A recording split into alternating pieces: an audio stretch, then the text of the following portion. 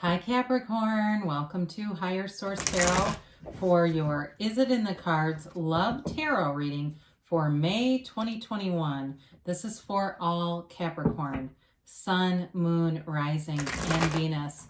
If you're new to the channel, welcome to you. I am glad you're here. I post new readings every Friday, then again on Monday. So if a reading doesn't resonate, you can check back in a couple of days, check a different part of your chart, or even look around on Mondays because the format is different every Monday. So today's reading is a love reading, but in general, I post general readings. So most of the readings that you'll find on Monday are different formats of general readings. So if you're not looking for a love reading, I'd suggest you look around and there will be something here for you. Thank you to everyone for your support.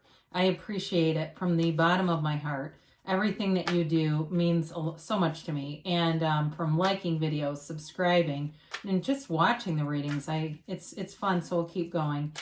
And if you haven't subscribed, I'd love to invite you to join us and subscribe. Then you'll know when anything new is posted here.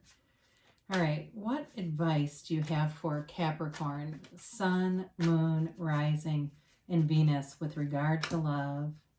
What does Capricorn need to know about love, please? What messages do you have for Capricorn about love? Okay. So we will draw 3 cards to represent your energy, 3 cards for the person you're attracting, 3 cards for the advice, and then we'll do the angel answers. So your energy is the Ace of Cups, the High Priestess, and the Queen of Cups. Their energy is the 8 of Wands, the Hermit, and the 3 of Swords. The advice is the 8 of Cups, the 9 of Cups. That's intriguing. I was really hoping we were going to get the 10 of Cups, and the Hanged Man. Now, sometimes people get scared by the Hanged Man. I think they don't understand it. It really is an aha, kind of a light bulb moment. It's like coming alive. So I don't mind that in the advice at all. You've definitely got wish fulfillment, moving into something that is deeper commitment for sure. So you've got a lot of love energy in this reading. You've certainly got water, Pisces, Cancer, Scorpio. You've got Taurus, you've got Virgo here. You have air, and you do have fire. So with your energy, my gosh, you're a partner that is one of a kind here. I mean, talk about love. You've got a lot of depth. You've got a lot to offer, Capricorn, in terms of a relationship. The Ace of Cups, though, is all about you having a new beginning in love. And it is deep. It runs deep, and it runs and runs. It goes the distance. It is something that's unconditional, too, especially with that High Priestess here. It's like you can be yourself, and people feel that way. I feel like somebody says they could talk to you about anything. I feel like you have a love relationship here where you truly are confidants. And you can trust each other impeccably. This person's been hurt, by the way, before. And I think that they've done some work around it, some things to repair that broken heart. But I feel like with you, it's like something they've never experienced. The High Priestess is a card of being true to yourself, but it's the card of the psychic.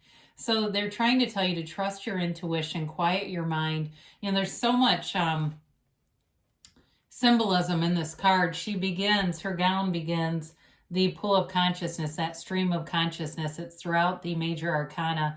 And so it's all about connecting and being in alignment with source energy. She holds the laws of life, or the book of Torah, on her lap. So you have command of the energy that creates worlds here. It's a powerful energy, but she's quiet.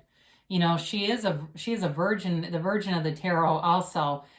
So for you, this may indicate if you've been single or celibate or something like that. I don't think it necessarily means that there's not going to be a passion in the relationship or a sexually charged energy. I apologize, I had a call there. So with this, though, she's definitely a more passive energy. So it could be you sitting back and taking things in, and you may be the one who's approached. But with the Queen of Cups, she's also highly intuitive. So there's something very important about that. The Queen of Cups is also never-ending love. It's a beautiful kind of energy where people are going to be attracted to you. There's a kindness about you, a compassionate depth to you that is manifesting situations all around you. So if you haven't found this person yet, you may find that people are much more appreciative towards you. They acknowledge things that you do. They acknowledge your value, your worth, and it's this energy. It's showing up around you. So oftentimes when your manifestation is on the way, you'll have these bridges of incidents or these bridges that link together that leads you toward the manifestation. So those smaller examples are part of the bigger picture. So with this, the person you're attracting, they're definitely, with this Eight of Wands here, going to communicate. I do feel like, too, they're going to be the one to initiate the interaction or the action. The Eight of Wands is the love of arrows of love in the tarot. So whoever this is not going to be silent. But I feel like with that Three of Swords, they've learned a lot from past relationships. They had something that deeply hurt them. And it may have even been a family of origin issue for them, that it wasn't necessarily a love relationship that they were a partner in, but it was more the examples around them. It may, maybe somebody that is in middle age and has never been married because of the examples around them. Or maybe they're not quite that old, but they just are hesitant to be in something like a marriage or something that's a lifetime commitment because of what they've seen. But with the Hermit, this allows them access to a higher level of spirituality, which I love to see with that Eight of Cups. It really is the seeker's journey. And so when the Hermit shows up, it brings tranquility into their life. It brings healing. And it also tells them they're on the right track. With the Eight of Wands, they're getting what they've been looking for. And the Hermit also is a card about disconnecting from society on some level. So you may find this person's not on social media. They're not very active on it. That's just not who they are. They're not snapping selfies and plastering them all over Instagram. And I'm not putting anybody down for that. I'm just telling you, this is not their energy. This is somebody who is thoughtful. They're complex in some ways. They're wise, very wise kind of an energy. And I feel like they are maybe soft-spoken too with this. The Hermit also can be the card of the counselor, a teacher of any kind, a healer, somebody who leads other people into an uplifting energy. So we mentioned already the Hanged Man. He is illuminated. His head is illuminated. It's that light bulb moment. I think of Oprah when she says she had an aha moment or a light bulb moment. It's like where the world turns on. It's like flipping that switch and everything is illuminated. The way that you see things changes based on this relationship. It does something that brings a beauty and a warmth into your life, both of you together, that you've been searching for. So the Eight of Cups, both of you may have left things that weren't bad relationships, but they weren't enough. They were not the right thing. The Eight of Cups is that search for deeper meaning. It's a search for truth. And so you're not going to stop until you find it. But fortunately, it is here. Is it in the cards? I'll say yes to this. Because the Nine of Cups right next to it, I really enjoy that showing up, especially because they're in order. I mention this when it happens because you've got 78 cards. For these two to come out right next to each other is important. They're trying to tell you that your search for happiness is going to be fulfilled. The Nine of Cups is wish fulfillment. He is proud. He is uplifted. He is generous in spirit. It's everything. So that Nine of Cups is that thrill, when you really want something and it happens and you're like on cloud nine. That's the way that feels. And so the Hanged Man too, though, is a card of meditation. You have that 3 different times in each area of the reading. So meditate, quiet your mind. He hangs because it's your will, not mine, be done. And so that's part of the representation of that card. And so, and I know that can be kind of confusing with the law of attraction because we say, well, is it will, how am I doing this? But it's really from that soul level. So it's quieting your mind to connect to your source. It's not from the ego level. It's not force manifesting because those kinds of manifestations don't sustain. This is long-term and it brings in fulfillment. So with the Hanged Man too, it's a completely relaxed energy. You're completely transparent in this relationship. You can be vulnerable. You can be yourself. They can be themselves. There's no putting on games or fronts or posturing in this. It's a very open kind of a relationship in terms of being who you are, being true to yourself. So I love it. I love it. I love it. So now we have here the Angel Answers Oracles.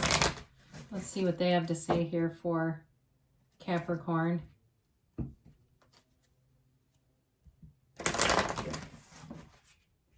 And the timeline here.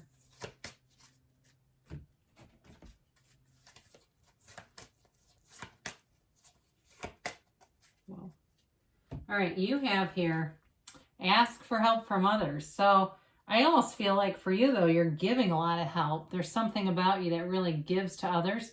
But you may find that there's some way to connect through this, through that. So I guess be aware of it if there's an opportunity that seems appropriate. Look for a sign. So we talked about this. All these synchronicities and alignments, they're leading you somewhere. And you've got let go. So let go and let the universe, especially with the Hanged Man, because that's releasing all resistance. It's surrender to win.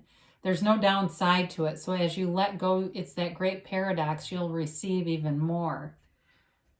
And you have within the next few months. So things are definitely moving forward for you, Cap. Things are coming together and leading towards that wish fulfillment, because you do have a yes here. So as we move forward here, things are, you know, it's changing perspective, but it's that wish fulfillment and that heart's desire coming through. So let's get a message from Louise Hay. She developed Hay House, or was the founder of Hay House Publishing, and wrote a book called You Can Heal Your Life. She's departed, so it's an extra message from Spirit. I practice loving kindness toward anyone, including myself. Are you as kind to yourself as you are to others? Finish this thought. One way I could be kinder to myself is, well, I would think about that.